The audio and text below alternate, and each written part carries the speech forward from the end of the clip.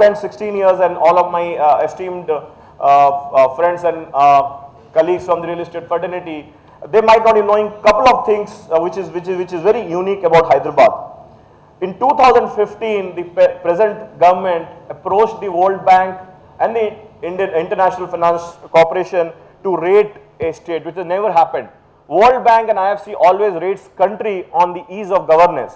On the request of the present government, they rated the state as, or the city as the second best in India, which is really amazing. A new government is formed, hardly 1.5 years old, and we have the tag of being the second best state or city to have the ease of governance. This goes beyond to prove what is the confidence of the financial institutions and the investors to invest in this city. One of the world's best HR firm called Mercer has ranked Hyderabad as the best city to live from the living index point of view. And as far as I think in this world where it's too hectic and managing your professional and personal life becomes a huge issue, here is a city which has been rated as the best in India from the living index perspective, which again goes that Hyderabad and the state fundamentally is very strong right from the macro and micro perspective. This will be my flow of discussion. I think I've been given a slot, Jaideep, 25 minutes. Okay, so I will be cognizant of the time, but anyone who has some queries can ask me after the presentation, and you can just ask me in the mid when I'm giving this presentation. I'm through with the major announcement. I'm going to talk about the employment scenario in Hyderabad in last 1 year and what is the future forecast. Then the real estate overview. In the real estate overview, I'm predominantly going to talk about commercial real estate, because commercial real estate is the fulcrum which is going to drive the entire economy, because commercial real estate helps to bring the retail and it helps to bring the demand from the residential sector. Then we'll have about how Hyderabad stands as compared to Pune, Bangalore and Chennai. I think Hyderabad really lost in last 5 years to Pune and Chennai, and something that we would like to get back from them. And then if any queries, I'll cover that. But also beyond this presentation, I'll just talk few lines on residential, retail and commercial and funding part of the entire real estate. Very exciting times for the real estate fraternity here, because we are seeing a lot of inquiries and demand from funding agencies and NBFCs and private equity, which has never happened in last 5 years. Few people are aware that Hyderabad is the second, I'd say, best city, or in terms of the ITS export, Hyderabad is next to Bangalore. People general perception is it is NCR or Pune or Chennai, no, it's Hyderabad. So Hyderabad or the state has an account of $11 to $12 billion, which is mind blowing. Just think 66,000 crore of software, IT and BPO exports, it's mind blowing. And it is happening despite of the political instability in last 5 years. Just think where you would have been if this instability would not been there.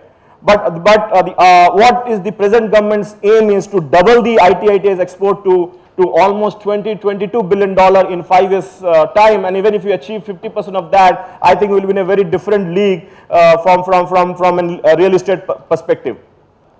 And perspective, why I showed that slide of export, because for every 80 to 100 square feet of space taken by a client, it means a direct employment generation of 1 person and indirect employment generation of 5 people. With now currently Hyderabad has around 3 to 3.5 lakhs people of working in the ITS, and then you can just multiply by 5 times at that amount of indirect jobs. Now that is for an export of, you can say, $11 billion. Just think if it is around $22 billion, and these 3.5 will go to 7.5, 8 lakhs direct employment in the IT sector, and then almost I'll say 16 lakhs, sorry, if you multiply by 5, 40 lakhs people in the indirect thing, which is amazing. This is what is the power of the ITS sector. Now, whenever I go and speak in any panel, people talk of why is that real estate is overly concerned about ITS sector, not about other sector. See Pune, see Bombay, see NCR. Any growth story you see in real estate is predominantly about ITS, because they are the people who take the maximum space. In Bangalore, it is 12 to 15 million square feet of office is leased, and 90% of them is IT, ITS. So any city from a real estate perspective, until unless the IT, ITS grows and fires, we really don't have that amount of propensity for the real estate fraternity to grow. So IT, ITS is very important. I don't deny from a job, from a semi-skilled perspective and a semi-skilled perspective, the job creation, manufacturing is very important, no doubt about it. Financial sector is very important, but the majority of the jobs and the real estate impact is from IT, ITS. I was just talking yesterday to my colleagues in the real estate fraternity. Hyderabad still has the fixation for high-tech city and Gachibowli. I think it is somewhere, I think we all stakeholders have a responsibility to make sure that this fixation does not continue for next 4 to 5 years. Because unlike Bangalore or Chennai or an NCR, where the real estate has grown in across the city, Hyderabad unfortunately in last 10 years has grown only on the western quadrant of high-tech city and Gachibowli. I think sectors like southern part of Hyderabad, that is Samshabad or Posharam or northern part, needs to grow. Until unless we have a real estate growth across Hyderabad, I think we are going to face a serious infrastructure issues, and I think that is really a problem we need to ponder about. How things have changed in last 6 months to 1 year. Rentals in high-tech city was around 38 to 40 rupees. Now the rentals have reached up to 46 to 47 rupees. And if you see in the percentage terms, it is almost 20% increase in less than 1 year time, which is phenomenal. And as we talk, if any corporate clients needs 100,000 square feet, 1 lakh square feet of space, absolutely there is no space in Hyderabad. High-tech city, Gachibowli, no space. Even if 1 lakh square feet, forget about a 500,000 square feet. So what it means is the prices will go up, which shows the maturity of the real estate.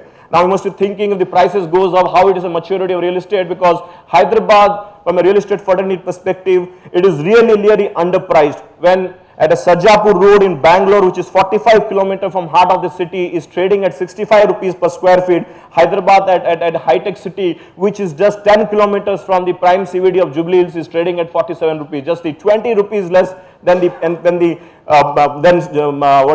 Bangalore. Same scenario in the OMR road. OMR road in the 25th kilometer of OMR road is trading at 10 rupees higher than what we have. So Hyderabad real estate prices is really low. Until unless it comes up, the real estate fraternity is not going to make them make their profitability on their investment.